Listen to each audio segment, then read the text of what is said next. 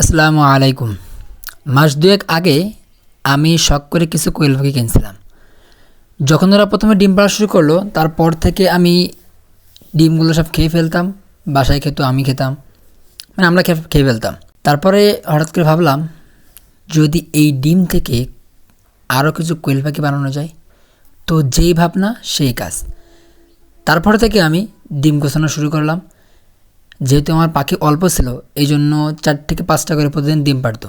এই জন্য আমার কিছুদিন জমা রাখতে হলো। তারপর আস্তে আস্তে জমানোর পর যখন অনেকগুলা হলো, তো তারপর আমি ডিমগুলা কীভাবে ফুটানো যায় সেটা নিয়ে ভাবতে শুরু করলাম।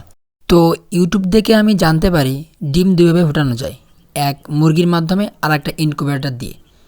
তো ওই ডিম গোছানোর পাশাপাশি আমি ইনকিউবেটরের সন্ধান খুঁজতে শুরু করলাম, কোথায় ইনকিউবেটর আছে, কোথায় ডিম ফুটায়।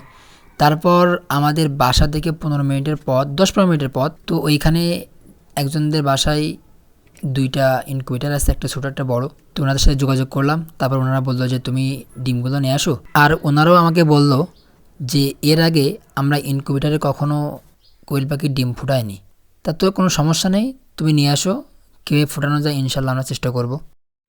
অতঃপর ডিমগুলো আমি তাদের বাসায় দিয়ে আসলাম। আর যেহেতু আমি ওদের বাসায় দিয়ে আসছি 15 দিন প্লাস হয়ে গেছে, আর আমি ইউটিউব থেকে যেটা জানতে পারছি সেটা 14 থেকে 19 দিনের মধ্যে ডিমগুলো ফোটে। এই জন্য আমি আগে কখনো ফুটাইনি, যে কত দিনে ফুটবে এটা আমি কনফার্ম না। এই জন্য আস্তে আস্তে বাসার কাজগুলো গোছা রাখতেছিলাম। যেমন এই যে তুষ আমার আগে থেকে ছিল, সেগুলো রোদে দিচ্ছিলাম।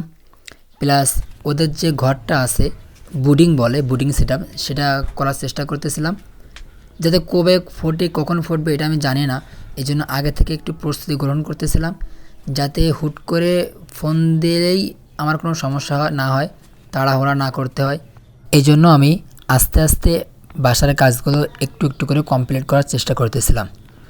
তো আলহামদুলিল্লাহ, এটা হলো আমার, যেটা দেখতে পারতেছেন, এটা আমার পুরনো মুরগি, পুরনো কোয়েল পাখি যেটা এগুলো এখনও প্রায় 4 থেকে 5টা করে ডিম পাড়তেছে। পাশাপাশি যদি প্রথম ব্রিডিংটা ভালো হয়, আমার ডিম ভালো ফোটে, তাহলে নেক্সট টাইম আমি আরও বেশি করে কোয়েল পাখির ডিম ফোটানোর চেষ্টা করব ইনশাআল্লাহ। আর যেহেতু যেই ছোটো কোয়েল পাখির বাচ্চাগুলো নিয়ে আসবো, ওরা খুব ছোটো ছোটো খাবার খায়, এই জন্য বাজার থেকে খাবারগুলো এনে পিষে রাখার চেষ্টা করতেছিলাম, যাতে করে ওদের খাবারে কোনো অসুবিধা না হয়। যেহেতু আমার কাছে ব্লেন্ডার মেশিন নেই, এই জন্য আমি হাত দিয়েই করতেছিলাম। যাই হোক, আলহামদুলিল্লাহ, আজকের ভিডিও এই পর্যন্তই। তো সকলে ভালো থাকুন, সুস্থ থাকুন। আসসালামু আলাইকুম।